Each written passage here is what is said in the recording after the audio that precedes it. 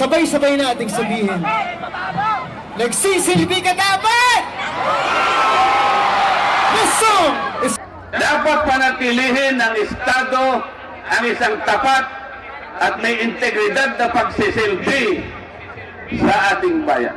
Kailangan maggawa ng positibo at epektibong pamamaraan upang labanan ang katiwalian at korupsyon.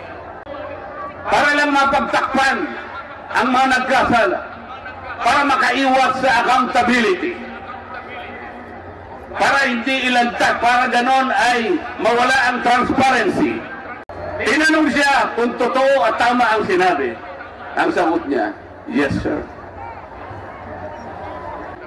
Doon ay pinilit na naman nila na yung restitution, yung pagsusoli muna ay kailangan gawin ng sino man na gustong mag-apply sa ilalim ng Witness Protection Program.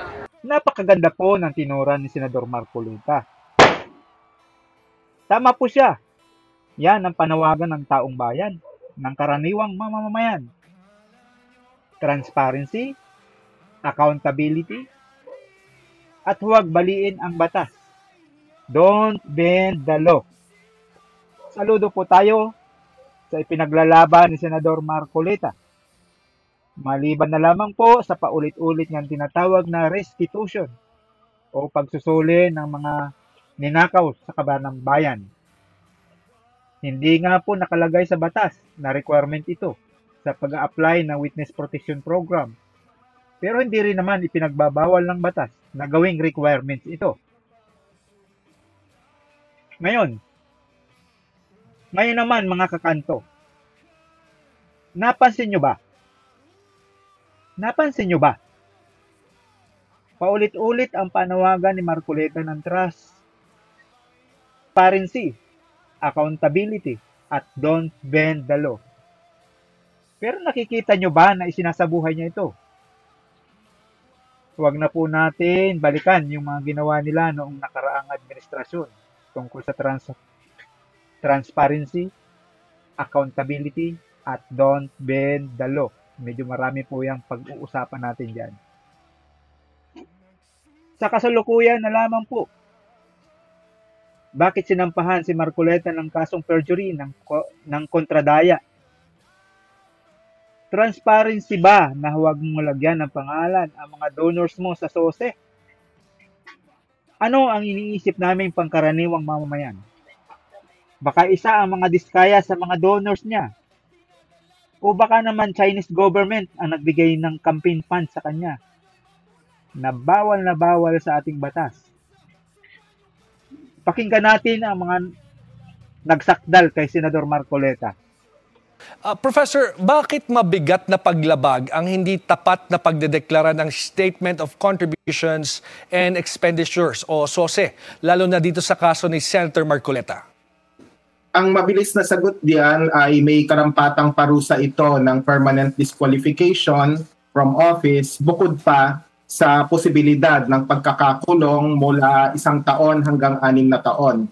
Kaya napakaseryoso nito. Siyempre, bukod sa i-file namin sa COMELEC, nagsampa rin kami ng reklamo sa Ombudsman.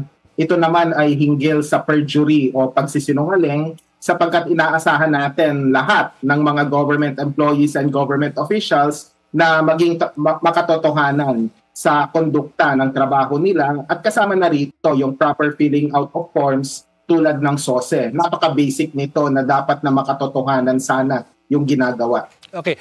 Professor, klaruhin lamang po natin. Dalawang kaso po itong final ninyo. Kagaya na nabanggit nyo. Una, election violation na nasa COMELEC. At yung isa ay perjury sa Ombudsman. May mga nagtatanong po, hindi po ba ito tipo ng forum shopping? Magandang punto yan. Yun din yung tanong ko dati sa mga abogado sapagkat bilang kontradaya, dapat nakafocus lang kami sa COMELEC.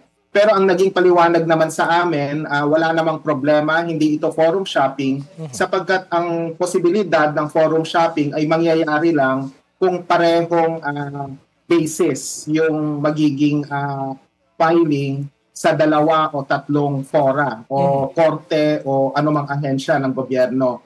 Ulitin ko lang for the benefit of the listeners and viewers, George, ang final namin perjury sa ombudsman at violation of the Omnibus Election Code sa COMELEC. Bagamat yung mga facts ay almost the same, iba naman yung grounds sa perjury at saka sa violation of the Omnibus Election Code. So hindi ito matatawag na forum shopping.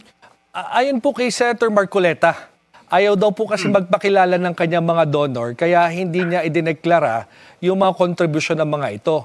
Ano po yung sagot nyo dito at nakalagay doon sa inyong complaint? Siyempre, labag ito sa batas sapagkat in not so many words, yung grounds ng reklamo namin ay yung provision sa Omnibus Election Code na dapat makatotohanan ang sinusulat mo at saka nakasulat din sa Part 5 ng SOSE na pumipirma yung mga kandidato, 44,000 yung tumakbo nung nakaraang halalan, true and correct yung detalye ng final mo. So yung terminong true and correct, dapat panghawakan po yan.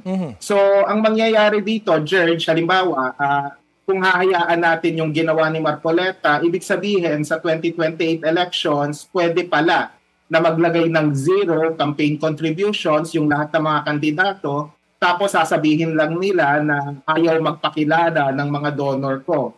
So, safe na sila. COMELEC, tandaan niyo yung sinasabi niya, ha? Pangalawa na to. Hindi namin gusto yung inyong ginawa sa desisyon niyo kay Senador Chis Escudero. Sa pagiging not so transparent. Kaya nga may SOSE para maging transparent tayo kung sino yung mga donor ng lahat ng mga kandidato. As election watchdog po at para sa benepisyo na rin ng ating mga manonood, ano po ba yung malinaw na hinihingi ng batas sa SOSE? At paano ito nilabag nung pagdedeklara ng zero contributions allegedly nitong si Senator Marcoleta? Ang nakasulat po sa batas, dapat makatotohanan ang mga detalye na ilalagay. So, mismong si Marcoleta ang nagsabi sa isang media interview noong early November na ang mga donor niya ayaw magpakilala. In other words, may mga nag-donate sa kanya. Tapos yung termino na ginamit niya, napilitan siyang maglagay ng zero. So, ibig sabihin, inconsistent yung nakasulat sa SOSE dun sa kanyang mga pampublikong pahayag. At saka take note, George, ginawa niya ang pahayag na ito hindi noong Hunyo na nag-submit ng SOSE si Marcoleta at saka yung iba pang mga kandidato kasi yung deadline June 11, nagpahayag lang siya nito na ang lumabas sa eksklusibong report ng Bilyonaryo News Channel yung katotohanan hinggil sa SOSE niya. So napaka-reactive ng kanyang naging sagot. At siya mismo ang umamen sa inconsistency. Kaya yung pleading particular sa COMELEC ay para sabihin sa COMELEC na aksyonan yung ganitong klaseng sitwasyon sapagkat mangyayari ang halalan sa 2028 presidential elections pa man din ito, napakahalaga po nito, tapos baka maulit yung ginawa ni Marcoleta at gayahin ng iba pang mga kandidato. But Professor, gaano po kabigat na ebidensya ang mismong pag-amin ni Senator Marcoleta publicly, Kasi ito po yung inilakip ninyong ebidensya, na sinadya niyang itago yung kanyang mga donor because ayaw nga daw po magpakilala.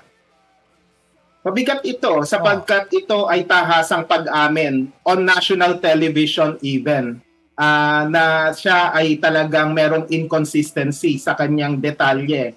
At violation ito, kahit hindi ka abogado, nakasulat doon sa Part 5 ng SOSE form sa page 2 na true and correct yung entries na nilagay mo. So doon pa lang may problema na talaga at talagang kailangan niyang magpaliwanag. Siguro yung hamon kay Marcoleta, baka pwedeng sagutin na niya. Friday kami nag-file, Sabado na ngayon, bigyan natin ng benefit of the doubt na nag-e-enjoy siya sa weekend. Sana by Monday may pahayag na siya sa estasyong ito at saka sa iba pang mga media organization kung ano yung masasabi niya hinggil sa reklamo, hindi lang sa COMELEC, kundi pati na rin sa Ombudsman. Antabayanan natin yon. But Professor, ano po yung gusto ninyong mensaheng makarating sa mga kandidato, sa mga politiko, tungkol sa obligasyon nilang maging tapat sa kanilang SOSE? At siguro, kung papayagan yung ganitong pagdedeklara, ano po yung implications nito sa ating halalan?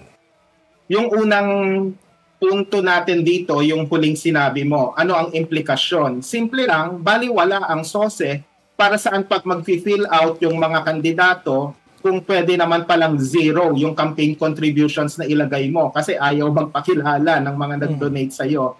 Ano mo, bilang kandidato, kung kakandidato ka talaga at seryoso, ito po yung mensahe natin.